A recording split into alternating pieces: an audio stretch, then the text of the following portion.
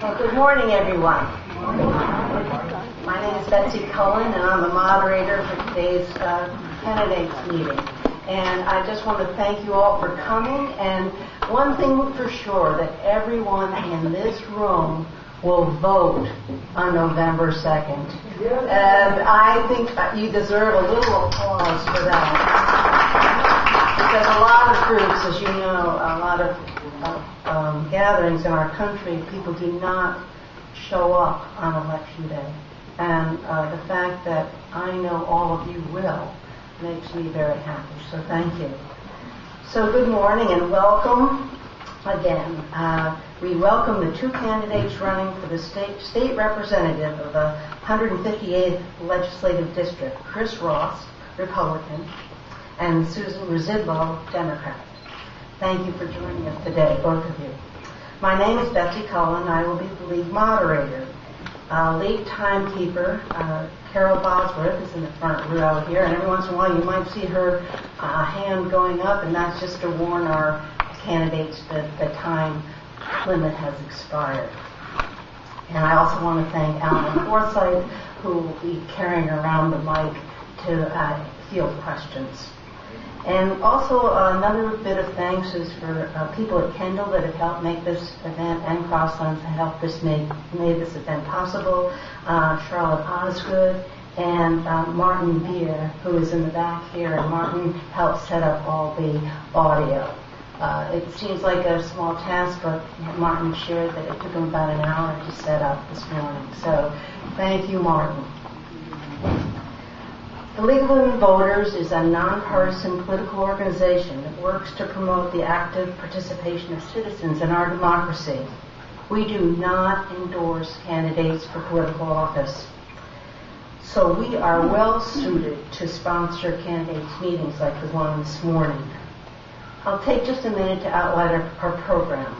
Each candidate will make an opening statement for approximately 3 minutes.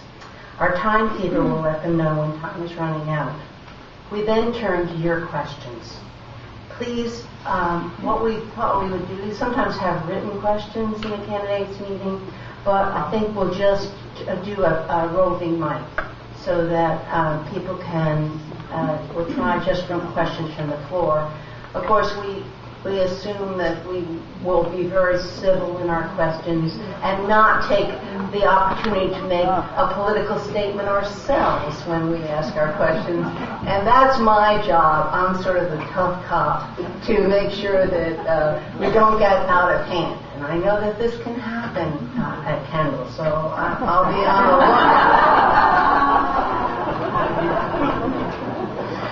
We do ask you to refrain from outrageous partisan activities like applause and things like that. We'll keep this on a very high level. And then we'll have a closing statement, again, of approximately 3 minutes from each candidate. We'll do our best to get through as many questions as we can, but both candidates have indicated to me that they can spend a few minutes after the program if you've got some real concern that you would like to raise with them. I will do my best to see us conclude that by around 11 o'clock.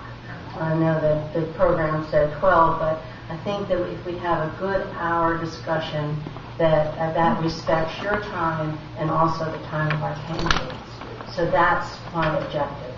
We might be a little bit here or there on each side. Please circle Election Day, Tuesday, November 2nd, on your calendar, and every vote counts. So without further ado, I'll go right ahead and we'll start out in alphabetical order. And Chris will begin, and then Susan will be next, and we will flip it on the closing statement.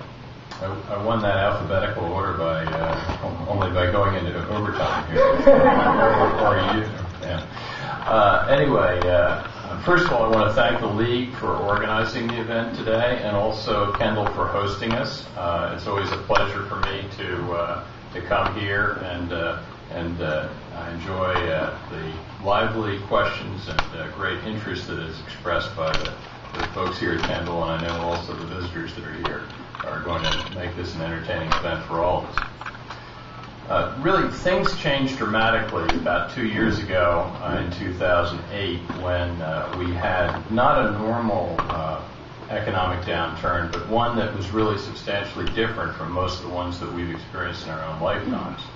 Not only did the stock market go down and various assets drop very dramatically, but the single element that most people invest in as their key cornerstone to their portfolio, real estate values, dropped and have not necessarily settled out yet entirely.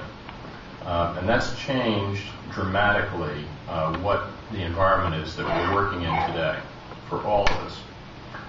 We're hearing right now that from some of the economists that the real estate shedding of bad mortgages, dealing with foreclosures, is perhaps only halfway over. So we're in the middle of a very long period of contraction. For state revenues, which dropped off very dramatically, economists are telling us that we're not going to expect to see any significant increase in state revenues until 2013. During the past 2 years, we balanced the budget by using a combination of drawing down on funds such as the rainy day fund, other fund balances that had been built up over years. We also received substantial money, as you know, from the federal government. Those funds are all drawn down. The federal stimulus dollars are expiring as the end of this year.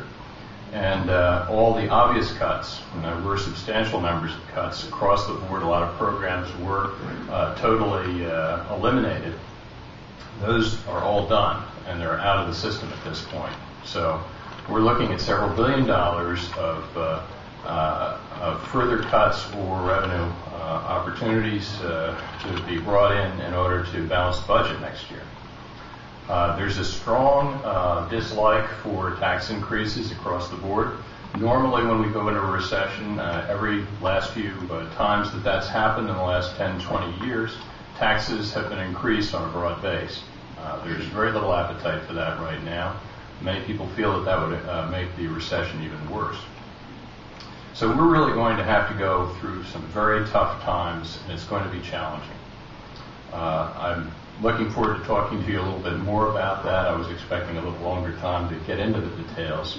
But basically, we're going to have to make some tough decisions, and it's going to take a good deal of care and thought to determine what are critical services we need to preserve and what are things that we like but we're going to have to do without in the future. Thank you very much. Susan?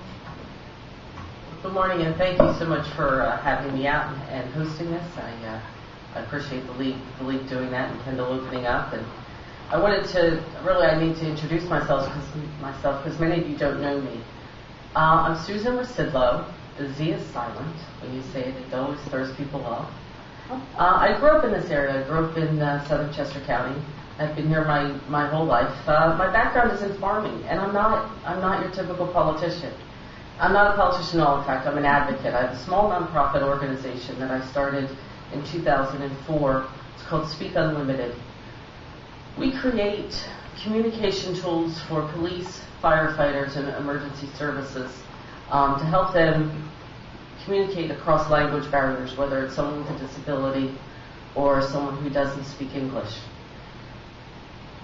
Through that business, I am able to be a volunteer advocate. So I work with people around the county. I've worked with veterans and seniors, mostly families with children with disabilities, to help them get services. So I spent a lot of time in Harrisburg. I spent more than 10 years advocating for various programs.